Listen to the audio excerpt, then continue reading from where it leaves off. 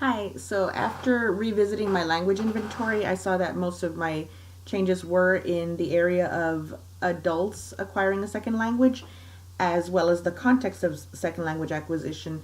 So it was refreshing to see an article where we see that adults are better second language learners than children.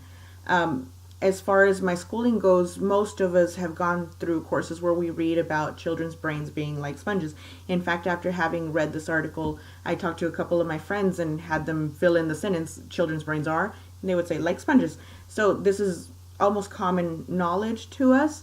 So when I saw that adults' brains are not hardened as we have been, you know, led to believe in many cases, it was refreshing that there's still hope for some that are still trying to learn a second language.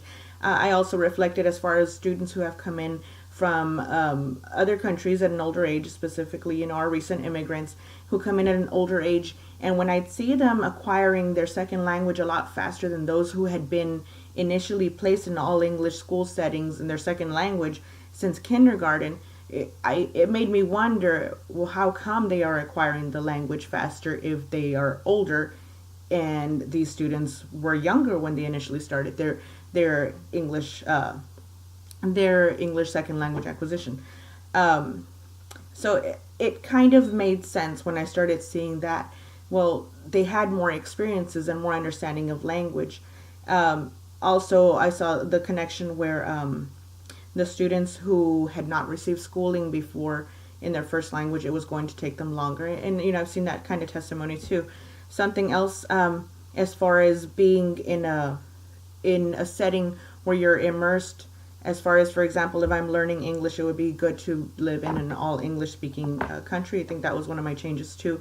Because I saw, the high amounts of exposure were what affected, say, the missionaries in their work and in their second language acquisition for oral proficiency, and how much faster they were acquiring the oral proficiency or their BICs compared to, say, normal schooling. So that was also something that had changed the time frame. Also, the time frame for more difficult languages. I just thought, second language acquisition, your BICs and your CALPs, the amount of years it takes to acquire BICs, and the amount of years that it takes to acquire a CALP. And it seems almost common sense that I should have thought, well, yes, but there are more difficult languages. It's not that simple. Where we saw, the transferable and the non-transferable skills, based on the marked or unmarked features of language. So that's another area that I found especially changed.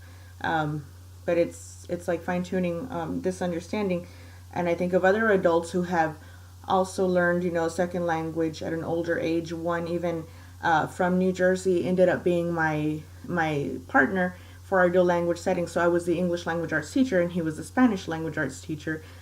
Parents would confuse that all the time, but it started making sense, and that's where I first started hearing more about adults and second language learning.